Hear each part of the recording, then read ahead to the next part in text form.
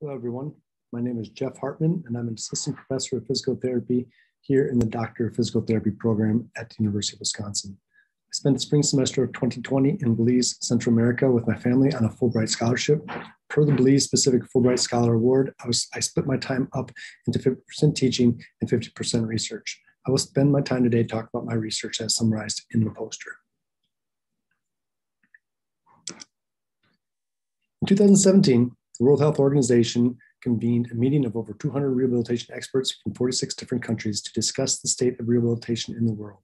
This meeting highlighted the global unmet need for rehabilitation and called for the coordinated action and commitment amongst all stakeholders to raise the profile of rehabilitation as a health strategy by 2030.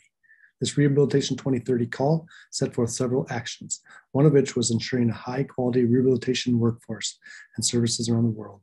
Like many other areas around the world, the disability and rehabilitation sectors in Belize are underdeveloped. The purpose of my study was to quantify and characterize the 2020 Belize physiotherapy workforce as a means of bringing more awareness to the unmet need for rehabilitation in country. I partnered with the United States Embassy in Belize and the University of Belize and set out to study the national PT workforce. A mixed method phenomenological in-depth interview methodology was used for the study. A topic guide was used to frame the in-depth interviews.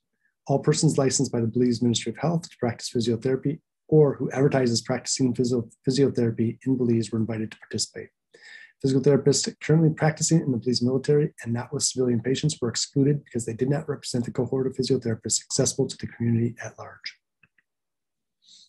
The results of the study identified 17 formally trained physiotherapists out of 18 that report practicing. The cohort is native to 6 different countries, including Cuba, Guatemala, the United States, Taiwan, Switzerland, and 10 of the participants were originally from Belize. All participants are trained outside of Belize, with 3 receiving doctorate degrees and 1 receiving a master's degree, and 13 receiving the equivalent of a bachelor's or certificate. The average career spans 17 years, most working Monday through Friday in private outpatient and home health settings within the most populated regions of Belize.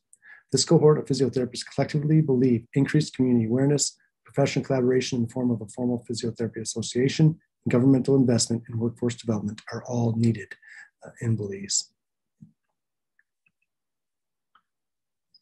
In summary, this study quantified, characterized, and gave voice to the current physiotherapy workforce in Belize. While the study did not aim to definitively determine whether the current workforce is sufficient, it is reasonably to speculate a rate of 0.42 physiotherapists per 10,000 people is inadequate, as is the uneven distribution of services around the country.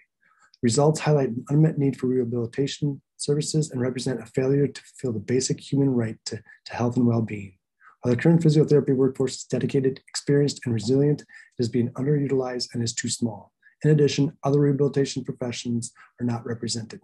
It is understood that merely increasing the availability of providers is only the beginning. It will be important to address other social and environmental barriers that exist in Belize.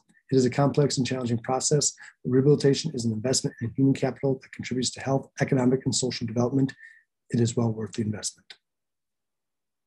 Thank you.